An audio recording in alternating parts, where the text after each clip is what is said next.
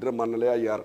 सो मान सन्मान जिहड़ा तैनूं मिलिया वा उहनूं संभाल के रखण दी लोड़ है। एक वड्डे आगू वांगू और अपने मन दे विचों हंकार अपने मन चों कढ के चल तूं भरावा। ये निक्कियां निक्कियां गल्लां दे उत्ते एडे एडे वड्डे हादसे कर देने। सिख दा दिल जिहड़ा ओह वड्डा होना चाहीदा वा। छोटियां छोटियां गल्लां तो उपर जिहड़ा उठ के ओह चलना चाहीदा वा।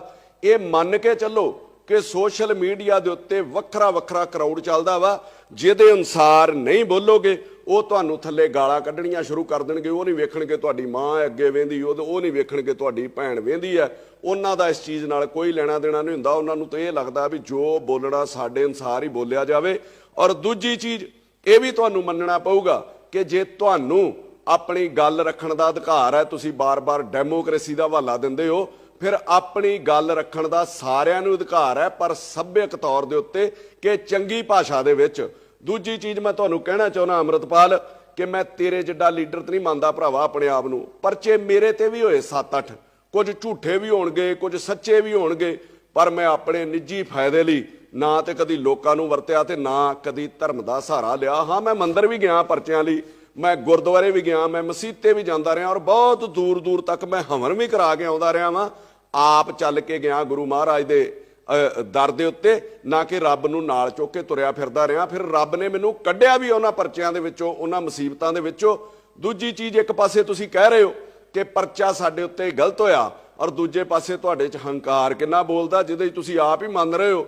तुसीं दूजे पासे ये कह रहे हो कि जिहड़ा साडे खिलाफ बोलूगा असीं उहनूं छड्डना नहीं। फिर इनू किवें छड्ड दित्ता? फिर ये परचा तो कोई सच्चा ही होया होगा ना। चलो ये पुलिस की इन्वेस्टिगेशन च आ जाऊगा, पता नहीं पुलिस दबाਅ च कैंसल करदी आ जां की करदी आ। दूजी गल, तुसीं कौम दे आगू बने सीगे, 30-30 साल तो जिहड़े बंदी सिंह बंद आ उन्हां दी रिहाई ज़्यादा जरूरी सी मार्च कढ के, कि जिहड़ा बंदा 3 दिन तो महज 3 दिन तो जेल दे विच बंद सीगा उहदी रिहाई जिहड़ी ज़्यादा जरूरी सी। तुसीं जे सच च कौम दे आगू हो तो फिर बहुत सारे मुद्दे ने कौम कोल। बेदबी, 328 ਸਰੂਪ, पाणियां दा मुद्दा, चंडीगढ़ दा मुद्दा, SGPC नूं रिहा कराउण दा मुद्दा, बाणी नूं रिहा कराउण दा मुद्दा, इन्हां सब लई तुसीं लड़दे ते कौम तुहानूं जिहड़ा प्रवानित लीडर भी गिणदी। अपने निजी मफादां लई ते लड़ना ही नहीं चाहिदा। फिर आपां सारे सिखां नूं, मैं कल्ली कल्ली गल तेरे नाल भी कर लगा भरावा, फिर आपां सारे सिखां नूं कहा कि अपने कोल हथियार रखो। लोकां ने तेरे कहण तो बाद आप पंजाब दे विच हथियार रखने शुरू कीते। सोशल साइट्स दे उत्ते लोकां ने फोटोआं पाईआं।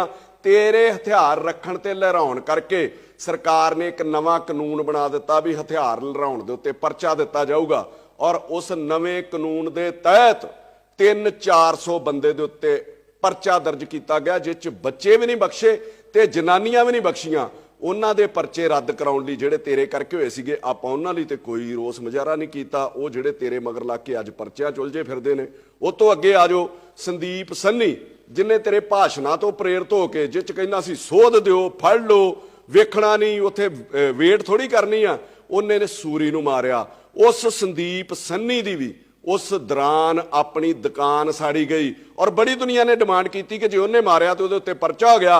जिन्हां लोकां ने दी दुकान साड़ी आ उन्हां दे उत्ते भी परचा होना चाहिदा वा। ते आपां ते संदीप सन्नी लई भी कोई धरना नहीं दिता, ते कोई उपराला नहीं कीता, ते कोई आवाज़ नहीं चुकी, ते कोई बात नहीं पुछी। आपां गल गल ते खालिस्तान करदे रहिने, खालिस्तान चाहिदा, खालिस्तान चाहिदा, वक्खरी हुकूमत चाहिदी आ। मैं पुछना चाहुंदा भरावा, तैनूं खालिस्तान बनाउणा कित्थे आ? खालिस्तान होना किड्डा क कि 2 घंटे एनूं तुर पो, 2 घंटे ओनूं तुर पो, उधरों ते खालिस्तान तुहाडा खत्म। एडा क खालिस्तान होऊगा साडा, आ खालिस्तान होऊगा साडा, इन्नी क मतलब उहदा जिहड़ा एरिया होऊगा। अमृत संचार तुसीं कराउंदे हो वधिया, नशा छडाओ तुसीं मुहिम चलाई हो वधिया। पता नहीं किन्ने क लोकां ने तुहाडी मुहिम तो नशा छड्डणा ते किन्निआं ने अमृत छक के जिहड़ा निभाउणा वा। ये समा दसूगा, मैं इहदे उत्ते किंतु परंतु नहीं करदा। आपां गल गल दे उत्ते आपां चीज़ां दा नतारा ते करिए, उहदे रिजल्ट की आ रहे ने यार।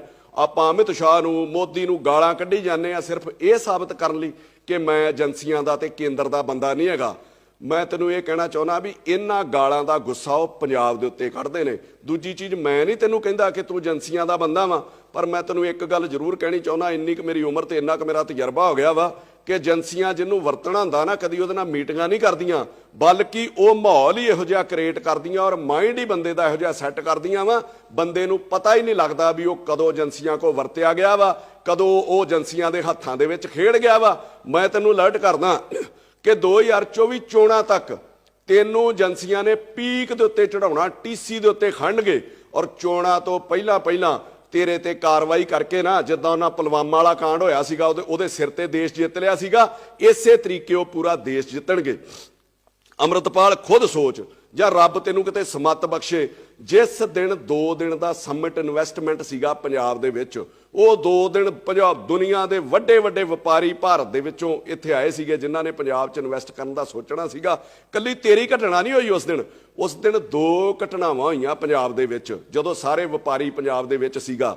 ਇੱਕ ਅਜਨਾਲੇ ਵਾਲੀ ਜਿਹੜੀ ਤੂੰ ਕੀਤੀ, ਦੂਜੀ ਗਵਰਨਰ ਦੀ ਸਟੇਟਮੈਂਟ ਆਉਂਦੀ ਹੈ, ਰਿਫਿਊਜ਼ ਕਰ ਦਿੰਦਾ ਬਜਟ ਸੈਸ਼ਨ ਨੂੰ ਵੀ ਮੈਂ ਬਜਟ ਸੈਸ਼ਨ ਹੀ ਨਹੀਂ ਬੁਲਾਉਣ ਦੇਣਾ। ਕੀ ਉਹਨਾਂ ਵਪਾਰੀਆਂ ਦੇ ਮਨ ਦੇ ਉੱਤੇ ਬੀਤੀ ਹੋਊਗੀ ਤੇਰੀ ਘਟਨਾ ਦੇ ਨਾਲ ਸਿਕਿਉਰਿਟੀ ਕਰਕੇ ਤੇ ਉਧਰ ਫਾਈਨੈਂਸ਼ੀਅਲ ਸਿਕਿਉਰਿਟੀ ਕਰਕੇ, ਆ ਉਹਨਾਂ ਦੇ ਦਿਮਾਗ 'ਚ ਬਹਿ ਗਿਆ ਹੋਊਗਾ ਤੇ ਕੀ ਸਵਾਹ ਤੇ ਖੇ ਯਾਰ ਉਹ ਪੰਜਾਬ ਦੇ ਵਿੱਚ ਪੈਸੇ ਲਾਉਣਗੇ। ਇਹਨਾਂ ਦੋਵਾਂ ਘਟਨਾਵਾਂ ਨੂੰ ਅੱਗੇ ਜਾ ਕੇ ਵੀ ਸੋਚ। ਨੈਸ਼ਨਲ ਮੀਡੀਆ ਨੇ ਜਿਸ ਤਰੀਕੇ ਦਿਖਾਇਆ ਕਿ ਥਾਣੇ ਦੇ ਉੱਤੇ ਖਾਲਿਸਤਾਨੀਆਂ ਦਾ ਕਬਜ਼ਾ, ਥਾਣੇ ਦੇ ਉੱਤੇ ਖਾਲਿਸਤਾਨੀਆਂ ਦਾ ਕਬਜ਼ਾ, ਅਜੇ ਤੱਕ ਇਹ ਨਹੀਂ ਸਮਝ ਆਈ ਵੀ ਉਹ ਕਿਹਦੇ ਕਹਿਣ ਦੇ ਉੱਤੇ ਵਿਖਾਇਆ ਗਿਆ, ਕੌਣ ਉਹਨਾਂ ਦੇ ਪਿੱਛੇ ਸੀਗਾ। ਅਜੇ ਵੀ ਆਪਾਂ ਨੂੰ ਸਮਝ ਨਹੀਂ ਆਉਂਦੀ ਵੀ ਪੰਜਾਬ ਨੂੰ ਕਿਤੇ ਨਾ ਕਿਤੇ ਖਤਮ ਕਰਨ ਦੀ ਸਾਜ਼ਿਸ਼ ਚੱਲ ਰਹੀ ਆ, ਔਰ ਅਸੀਂ ਪੰਜਾਬੀ ਸਾਰੇ ਹੀ ਸਮੇਤ ਤੇਰੇ ਮਿਲ ਕੇ ਉਹਦੇ ਵਿੱਚ ਯੋਗਦਾਨ ਪਾ ਰਹੇ ਆ ਵੀ ਭਰਾਵਾ ਸਾਨੂੰ ਹੀ ਵਰਤ ਲਓ, ਅਸੀਂ ਤੁਹਾਡੇ ਆਖੇ ਪੰਜਾਬ ਤਬਾਹ ਕਰ ਦਿੰਨੇ ਆ। ਤੇ ਜਦੋਂ ਵੀ ਇੱਕ ਚੀਜ਼ ਤੇ ਹੋਰ ਧਿਆਨ ਦਿਓ ਤੁਸੀਂ ਸਾਰੇ ਹੀ ਪੰਜਾਬ ਵਾਸੀ, ਕਿ ਜਦੋਂ ਵੀ ਕੋਈ ਘਟਨਾ ਇਹੋ ਜੀ ਵੱਡੀ ਵਾਪਰਦੀ ਆ, ਜਦੋਂ ਵੀ ਕਿਤੇ ਪੰਜਾਬੀਆਂ ਨੂੰ ਸਿੱਖਾਂ ਨੂੰ ਬਦਨਾਮ ਕਰਨ ਦੀ ਕੋਸ਼ਿਸ਼ ਕੀਤੀ ਜਾਂਦੀ ਹੈ, ਸੱਚੇ ਹੋਣ ਲਈ ਪ੍ਰਾਈਮ ਮਿਨਿਸਟਰ ਜਾਂ ਗ੍ਰਹਿ ਮੰਤਰੀ ਕਿਸੇ ਨਾ ਕਿਸੇ ਗੁਰਦੁਆਰੇ ਦੇ ਵਿੱਚ ਚਲੇ ਜਾਂਦੇ ਆਪਣਾ ਪੰਜਾਬ ਦੇ ਪ੍ਰਤੀ ਸੱਚੀ ਨਿਸ਼ਠਾ ਤੇ ਸੱਚੀ ਜਿਹੜੀ ਸ਼ਰਧਾ ਵਿਖਾਉਣ ਲਈ। ਕੱਲ ਉਹ ਪਟਨਾ ਸਾਹਿਬ ਵਿਖੇ ਪਹੁੰਚ ਜਾਂਦੇ ਨੇ, ਨਾ ਕੱਲ ਕੋਈ ਗੁਰਪੁਰਬ ਹੈ, ਨਾ ਕੱਲ ਕੋਈ ਸ਼ਹੀਦੀ ਦਿਹਾੜਾ ਹੈ, ਕੱਲ ਵੀ ਉੱਥੇ ਜਾਂਦੇ ਨੇ ਔਰ ਵੱਡੀਆਂ ਖਬਰਾਂ ਲੱਗਦੀਆਂ ਨੇ ਪੱਗ ਬੰਨ੍ਹ ਕੇ ਉਹ ਗੁਰਦੁਆਰਾ ਸਾਹਿਬ ਦੇ ਵਿੱਚ ਗਏ। ਇਹਨਾਂ ਸਾਰੀਆਂ ਚੀਜ਼ਾਂ ਤੋਂ, ਇਹਨਾਂ ਸਾਜ਼ਿਸ਼ਾਂ ਤੋਂ ਯਾਰ ਆਪਾਂ ਅਲਰਟ ਤੇ ਹੋਈਏ। ਜੋ ਵੀ ਉੱਥੇ ਹੋਇਆ ਤੇ ਆਪਾਂ ਉਹਦੇ ਪਿੱਛੇ ਤਰਕ ਕੀ ਦਿੱਤੇ, ਆਪਣੇ ਅਨੁਸਾਰ ਹੀ ਆਪਾਂ ਹਿਸਟਰੀ ਬਦਲਣੀ ਸ਼ੁਰੂ ਕਰ ਦਿੱਤੀ ਹੈ, ਆਪਣੇ ਅਨੁਸਾਰ ਹੀ ਆਪਾਂ ਉੱਥੇ ਸਾਰਾ ਕੁਝ ਸੋਚਣਾ ਸ਼ੁਰੂ ਕਰ ਦਿੱਤਾ। ਮੈਂ ਸ਼ੁਰੂ ਕਰਨ ਲੱਗਾ ਵੀ ਜਿੱਥੋਂ ਤੁਸੀਂ ਮਤਲਬ ਉੱਥੇ ਚਾਲੇ ਪਏ ਨੇ, ਤੁਸੀਂ ਆਪਣੇ ਪਿੰਡ ਤੋਂ ਤੁਰਿਓ ਆਪਣੀ ਕਾਰ ਦੇ ਵਿੱਚ ਤੇ ਗੁਰੂ ਮਹਾਰਾਜ ਸਾਹਿਬ ਵਾਲੀ ਜਿਹੜੀ ਗੱਡੀ ਸੀ ਪਾਲਕੀ ਸਾਹਿਬ ਵਾਲੀ, ਉਹ ਤੁਹਾਡੇ ਅੱਗੇ ਜਾਂਦੀ ਹੈ। ਜਦੋਂ ਉਹ ਨਾਲੇ ਪਹੁੰਚ ਜਾਂਦੀ ਹੈ ਤੇ ਪਹਿਲਾ ਬੈਰੀਕੇਡ ਜਿਹੜਾ ਪੁਲਿਸ ਪਾਲਕੀ ਨੂੰ ਅੱਗੇ ਲੰਘਾ ਦਿੰਦੀ ਹੈ ਗੁਰੂ ਮਹਾਰਾਜ ਦੇ ਸਰੂਪ ਨੂੰ, ਤੁਸੀਂ ਪਿੱਛੇ ਤੁਰੇ ਜਾਂਦੇ ਹੋ। ਫਿਰ ਤੁਸੀਂ ਗੁਰੂ ਮਹਾਰਾਜ ਦੇ ਸਰੂਪ ਵਾਲੀ ਗੱਡੀ ਦੇ ਵਿੱਚ ਬੈਠ ਜਾਂਦੇ ਹੋ, ਉਹ ਥਾਣੇ ਦੇ ਵਿੱਚ ਪਹੁੰਚ ਜਾਂਦੀ ਹੈ, ਜਿੱਥੇ ਜਾ ਕੇ ਤੁਸੀਂ ਆਪ ਕੁਰਸੀ ਤੇ ਬੈਠ ਗਏ ਤੇ ਕਈ ਲੋਕ ਜਿਹੜੇ ਉਹ ਕੋਠਿਆਂ ਦੇ ਉੱਤੇ ਚੜ੍ਹ ਗਏ। ਫਿਰ ਅੰਦਰ ਜਾ ਕੇ ਤੁਹਾਡੇ ਆਪਣੇ ਬਣਾਏ ਅਸੂਲ ਹੀ ਤੁਹਾਡੇ ਉੱਤੇ ਲਾਗੂ ਨਹੀਂ ਹੁੰਦੇ ਯਾਰ। ਆਪਾਂ ਸਾਰੇ ਗੁਰਦੁਆਰਿਆਂ ਦੇ ਵਿੱਚ ਪੰਜਾਬ ਦੇ ਕੁਰਸੀਆਂ ਮੇਜ਼ ਜਿਹੜੇ ਬਜ਼ੁਰਗਾਂ ਲਈ ਰੱਖੇ ਸੀਗੇ ਉਹ ਚੁਕਾ ਦਿੱਤੇ, ਕਈ ਸਾੜ ਦਿੱਤੇ ਗਏ। ਜਿਹੜੇ ਲੋਹੇ ਨਾਲ ਬਣੇ ਸੀ ਤੁਸੀਂ ਉਹਨਾਂ ਬਾਰੇ ਕਿਹਾ ਵੀ ਇਹਨਾਂ ਨੂੰ ਸਾੜ ਦਿਓ, ਇਹ ਜਿਹੜਾ ਲੋਹਾ ਇਹ ਢਾਲ ਕੇ ਦੁਬਾਰਾ ਬਣਨਾ ਚਾਹੀਦਾ, ਕਿਉਂਕਿ ਇਹ ਗੁਰੂ ਮਹਾਰਾਜ ਦੀ ਹਜ਼ੂਰੀ ਦੇ ਵਿੱਚ ਕੁਰਸੀਆਂ ਲੱਗੀਆਂ ਸੀਗੀਆਂ। ਆਹ ਤੁਸੀਂ ਬਣਾ ਦਿੱਤਾ ਵੀ ਕੋਈ ਮੇਜ਼ ਕੁਰਸੀ ਨਹੀਂ ਲੱਗਣਾ ਚਾਹੀਦਾ, ਤੇ ਆਪ ਤੁਸੀਂ ਥਾਣੇ ਦੇ ਵਿੱਚ ਗੁਰੂ ਮਹਾਰਾਜ ਦਾ ਸਰੂਪ ਬਾਹਰ ਹੈ ਤੇ ਕੁਰਸੀ ਦੇ ਉੱਤੇ ਬੈਠ ਜਾਂਦੇ ਹੋ ਕਿ ਤੁਹਾਡੇ ਅਸੂਲ ਵੀ ਤੁਹਾਡੇ ਉੱਤੇ ਕੋਈ ਲਾਗੂ ਨਹੀਂ ਹੁੰਦੇ। ਫਿਰ ਤੁਸੀਂ ਕੀ ਕਹਿੰਦੇ ਹੋ, ਥਾਣਾ ਕੋਈ ਮਾੜੀ ਜਗ੍ਹਾ ਨਹੀਂ ਜਿੱਥੇ ਕੋਈ ਗੁਰੂ ਮਹਾਰਾਜ ਦਾ ਸਰੂਪ ਅਸੀਂ ਲੈ ਗਏ ਆ।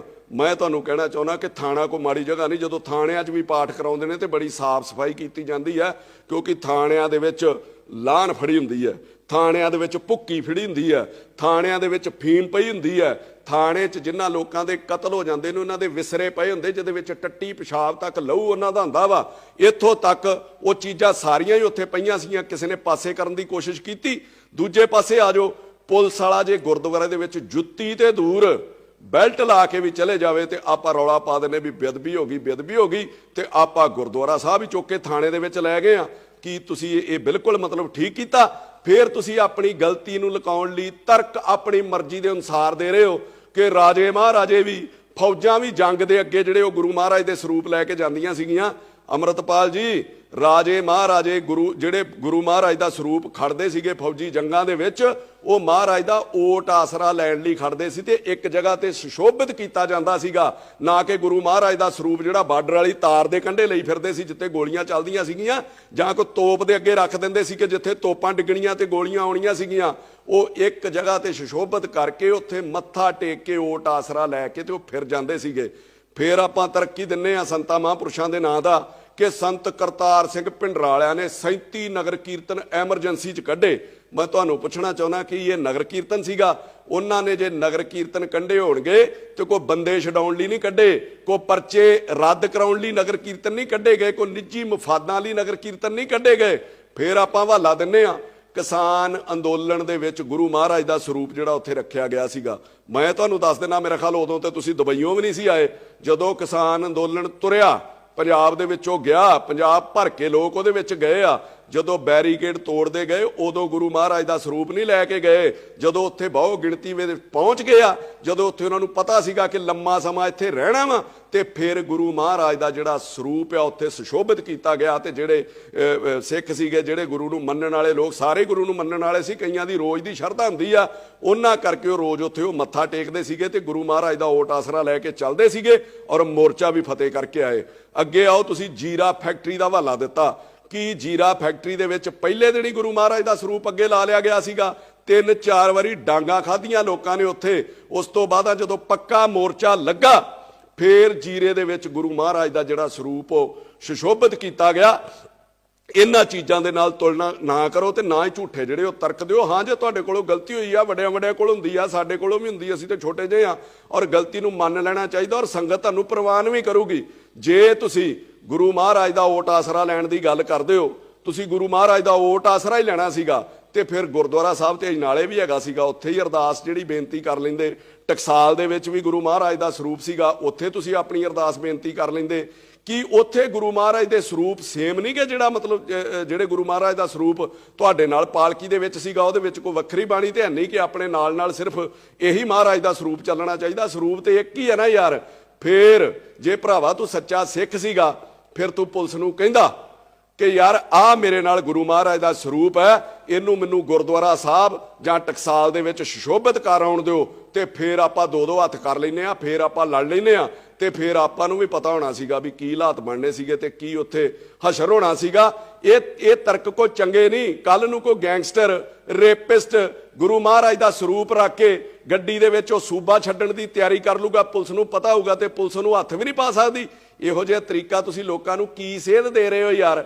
ਕੱਲ ਨੂੰ ਮੰਨ ਲਓ ਮੇਰੇ ਘਰ, ਕਿਸੇ ਦੇ ਘਰ ਵੀ ਕੋਈ ਬੰਦਾ ਲੜਨ ਆ ਜਾਂਦਾ, ਕਿਸੇ ਨੂੰ ਮਾਰਨ ਆ ਜਾਂਦਾ, ਤੇ ਕਦੀ ਕੋਈ ਆਪਣੇ ਪਿਓ ਨੂੰ ਵੀ ਅੱਗੇ ਕਰਦਾ ਵੀ ਇਹ ਪਹਿਲਾਂ ਮੇਰੇ ਪਿਓ ਨੂੰ ਗੋਲੀ ਵੱਜ ਜਾਵੇ, ਜਾਂ ਪਹਿਲਾਂ ਮੇਰੇ ਪਿਓ ਨੂੰ ਕੁੱਟ ਲਓ, ਜਾਂ ਇਹਦੇ ਗਲ ਪੈ ਜਾਓ। ਇਹ ਗੁਰੂ ਮਹਾਰਾਜ ਦਾ ਸਤਿਕਾਰ ਨਹੀਂ ਹੈ, ਇਹ ਬਾਪ ਦਾ ਸਤਿਕਾਰ ਨਹੀਂ ਹੈ, ਇਹ ਬੁਜ਼ਦਿਲੀ ਹੁੰਦੀ ਹੈ। ਫਰਕ ਸਿਰਫ ਇਹ ਹੈ ਕਿ ਲੋਕ ਤੁਹਾਡੇ ਨਾਲ ਜਿਹੜੀ ਗੁਰੂ ਸਾਹਿਬ ਦੀ ਪਾਲਕੀ ਚੱਲਦੀ ਸੀਗੀ, ਤੁਹਾਨੂੰ ਗਲਤ ਫਹਿਮੀ ਹੈ ਤੈਨੂੰ ਭਰਾਵਾ। ਜਿਹੜੀ ਪਾਲਕੀ ਚੱਲਦੀ ਸੀ, ਲੋਕ ਉਹਦਾ ਸਤਿਕਾਰ ਕਰ ਰਹੇ ਸੀਗੇ, ਲੋਕ ਉਹਦੇ ਅੱਗੇ ਆਪਣਾ ਜਿਹੜਾ ਸਿਰ ਨਿਵਾ ਰਹੇ ਸੀਗੇ। ਤੇ ਜਿਹਦੇ ਹੰਕਾਰ 'ਚ ਤੂੰ ਇਹ ਸਮਝ ਲਿਆ ਕਿ ਲੋਕ ਮੇਰੇ ਅੱਗੇ ਸਿਰ ਨਿਵਾ ਰਹੇ ਨੇ ਤੇ ਪੁਲਿਸ ਮੇਰੇ ਕੋਲੋਂ ਡਰ ਗਈ ਆ, ਇਹੋ ਜਿਹੀ ਕੋਈ ਡਰਨ ਵਾਲੀ ਗੱਲ ਨਹੀਂ ਹੈਗੀ। ਜਦੋਂ ਭਜਦਿਆਂ ਨੂੰ ਵਾਹਣ ਇੱਕੋ ਜਿਹੇ ਨੇ, ਜਦੋਂ ਤੁਸੀਂ ਕਿਸੇ ਦੇ ਥਾਣੇ ਦੇ ਉੱਤੇ ਹੀ ਪੈ ਗਏ ਤੇ ਉਹਨਾਂ ਕੋਲ ਲਿਹਾਜ਼ ਥੋੜੀ ਕਰਨਾ ਸੀਗਾ। ਫਿਰ ਹੰਕਾਰ ਆਪਣੇ ਵਿੱਚ ਕਿੰਨਾ ਕੁੱਟ-ਕੁੱਟ ਕੇ ਭਰਿਆ। ਮੈਂ ਤੁਹਾਡੀਆਂ ਕਈ ਬਾਈਟ ਸੁਣਦਾ ਪੱਤਰਕਾਰਾਂ ਨੂੰ, ਹੈਂ ਕਰਕੇ ਆਪਾਂ ਗੱਲਾਂ ਕਰਦੇ ਆ, ਮਾਈਕ ਮੇਰੇ ਦੰਦਾਂ ਤੇ ਨਾ ਮਾਰ ਦਿਓ। ਮੈਂ ਤੈਨੂੰ ਪੱਤਰਕਾਰਾਂ ਬਾਰੇ ਦੱਸਾਂ, ਤੇਰੇ ਮੇਰੇ ਵਰਗੇ ਕਈ ਆਏ ਨਾ ਹੰਢਾ ਕੇ ਉਹ ਸੁੱਟਤੇ ਤੇ ਮੁੜ ਕੇ ਉਹਨਾਂ ਦਾ ਪਤਾ ਵੀ ਨਹੀਂ ਲੱਗਦਾ। ਤੁਸੀਂ ਉਦਣ ਵੀ ਕਿਹਾ ਵੀ ਮਾਈਕ ਮੇਰੇ ਦੰਦਾਂ ਨੂੰ ਨਾ ਮਾਰਿਓ। ਇਹ ਸ਼ੋਭਾ ਦਿੰਦੀਆਂ ਏਡੇ ਏਡੇ ਵੱਡੇ ਕੌਮ ਦੇ ਆਗੂ ਨੂੰ ਇਹ ਗੱਲਾਂ। ਕੱਲ ਤੁਹਾਨੂੰ ਇੱਕ ਪੱਤਰਕਾਰ ਨੇ ਪੁੱਛਿਆ ਕਿ ਪੁਲਿਸ ਵਾਲੇ ਵੀ ਜ਼ਖਮੀ ਹੋਏ ਨੇ, ਕੀ ਉਹਨਾਂ ਦਾ ਪਤਾ ਲੈਣ ਜਾਓਗੇ? ਤੇ ਹੰਕਾਰ ਆਪਣੇ ਸਿਰ ਤੇ ਚੜ ਕੇ ਬੋਲਦਾ ਸੀਗਾ, ਹਾਂ ਮੈਂ ਜਾਊਂਗਾ, ਟਾਈਮ ਲੱਗੂਗਾ ਮੈਨੂੰ ਪਤਾ ਕਰਨ, ਕਿਤੇ ਉਹ ਭੱਜ ਹੀ ਨਾ ਜਾਣ ਵੀ ਇੱਧਰ ਨੂੰ ਫੇਰ ਆ ਗਿਆ ਵਾ। ਆਹ ਹੰਕਾਰ ਹੈ ਯਾਰ ਤੁਹਾਡੇ ਅੱਗੇ, ਆਹ ਹੰਕਾਰ ਹੈ ਤੁਹਾਡੇ ਮਨ ਦੇ ਵਿੱਚ। ਮੈਂ ਤੁਹਾਨੂੰ ਕਹਿੰਦਾ ਉਹ ਤੁਹਾਡੇ ਅੱਗੇ ਨਹੀਂ ਭੱਜੇ, ਉਹ ਗੁਰੂ ਮਹਾਰਾਜ ਦੇ ਅੱਗੇ ਭੱਜੇ ਆ, ਗੁਰੂ ਮਹਾਰਾਜ ਦੇ ਡਰ ਤੋਂ ਭੱਜੇ ਆ, ਗੁਰੂ ਮਹਾਰਾਜ ਦੇ ਭੈ ਤੋਂ ਭੱਜੇ ਆ, ਗੁਰੂ ਮਹਾਰਾਜ ਦੀ ਸ਼ਰਧਾ ਤੋਂ ਭੱਜੇ ਆ। ਫਿਰ ਤੁਸੀਂ ਕੀ ਕਹਿੰਦੇ ਹੋ ਬਾਰ-ਬਾਰ? ਰੋਜ਼ ਹੀ ਤੁਹਾਨੂੰ ਸੁਣੀਦਾ ਕਿ ਅਸੀਂ ਗੁਲਾਮ ਆ।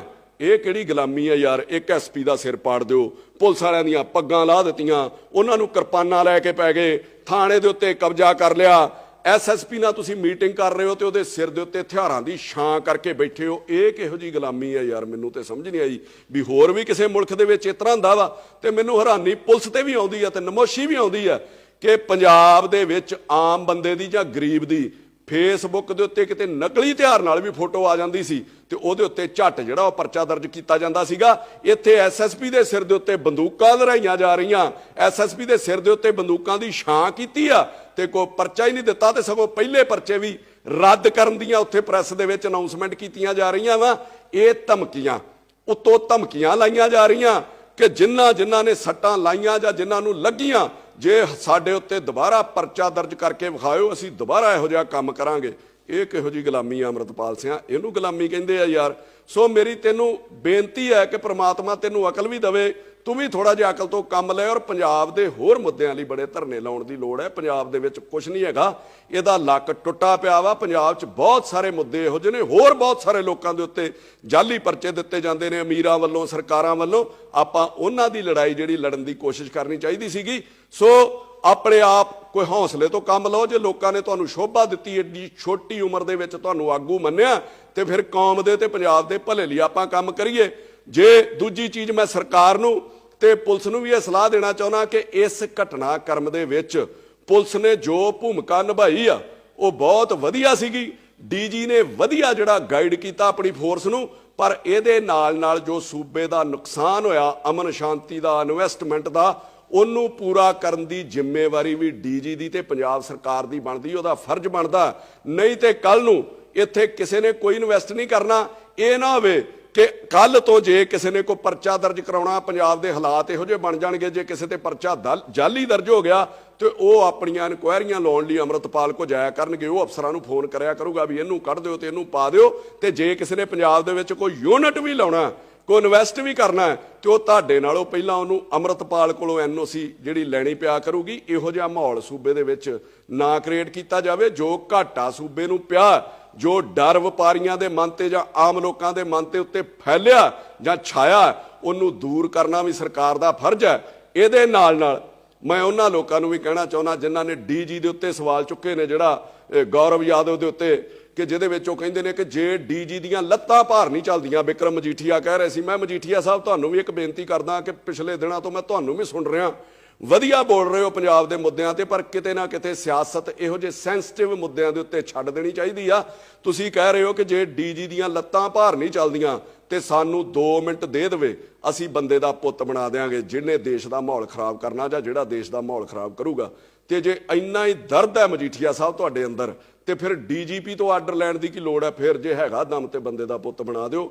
100 ਗਨਮੈਨ ਲੈ ਕੇ ਤੁਸੀਂ ਹੋਟਲਾਂ 'ਚ ਪ੍ਰੈਸ ਕਾਨਫਰੰਸ ਕਰਦੇ ਹੋ ਔਰ ਉੱਥੇ ਕਹਿੰਦੇ ਹੋ ਕਿ ਪਹਿਲੀ ਗੋਲੀ ਮੈਂ ਖਾਊਂਗਾ ਜੇ ਚੱਲੂਗੀ, ਤੇ ਫਿਰ ਆਪਾਂ ਤੁਰੇ ਕਿਉਂ ਨਹੀਂ ਅਜਨਾਲੇ ਵਾਲ ਨੂੰ? ਤੁਸੀਂ ਕੀ ਚਾਹੁੰਦੇ ਸੀਗੇ ਕਿ ਡੀਜੀ ਇਹੋ ਜਿਹਾ ਮਾਹੌਲ ਕ੍ਰੀਏਟ ਕਰਦਾ? ਤੁਹਾਡੇ ਵੇਲੇ ਜਿਸ ਤਰ੍ਹਾਂ ਫਾਇਰਿੰਗ ਕੀਤੀ ਸੀਗੀ, ਪਹਿਲਾਂ ਬੇਅਦਬੀ 84 'ਚ ਹੋਈ, ਫਿਰ ਤੁਹਾਡੇ 2015 'ਚ ਹੋਈ, ਤੇ ਤੀਜੀ ਹੁਣ ਹੋ ਜਾਂਦੀ, ਤੇ 15 ਸਾਲ ਆਪਾਂ ਇਸੇ ਦੇ ਉੱਤੇ ਰਾਜਨੀਤੀ ਕਰਦੇ ਵੀ ਸਾਡੇ ਵੇਲੇ ਹੋਈ ਸੀ ਤੇ ਇਹਨਾਂ ਵੇਲੇ ਵੀ, ਤੇ ਉਹਦੇ ਬਦਲੇ ਲੋਕ ਤੁਹਾਨੂੰ ਸੱਤਾ 'ਚ ਲਿਆਉਂਦੇ। ਸੋ ਰਾਜਨੀਤੀ ਇਹਨਾਂ ਮੁੱਦਿਆਂ ਦੇ ਉੱਤੇ ਨਹੀਂ ਕਰਨੀ ਚਾਹੀਦੀ। ਚੰਗੇ ਮੁੱਦਿਆਂ ਤੇ ਬੋਲੋ, ਲੋਕ ਤੁਹਾਡੇ ਨਾਲ ਜੁੜਨਾ ਵੀ ਸ਼ੁਰੂ ਹੋ ਜਾਣਗੇ। ਮੈਂ ਤੁਹਾਨੂੰ ਫਿਰ ਕਹਿਣਾ ਕਿ ਤੁਹਾਡੇ ਇਕੱਲਿਆਂ ਦੀ ਗੱਲ ਨਹੀਂ ਹੈ। ਕਈ ਸ਼ਿਵ ਸੈਨਾ ਵਾਲੇ ਰੋਜ਼ ਡੀਂਗਾ ਮਾਰਦੇ ਨੇ ਕਿ ਦੇਸ਼ ਪ੍ਰੇਮ, ਦੇਸ਼ ਲਈ ਮਰ ਜਾਾਂਗੇ, ਦੇਸ਼ ਲਈ ਜੀ ਪਾਂਗੇ।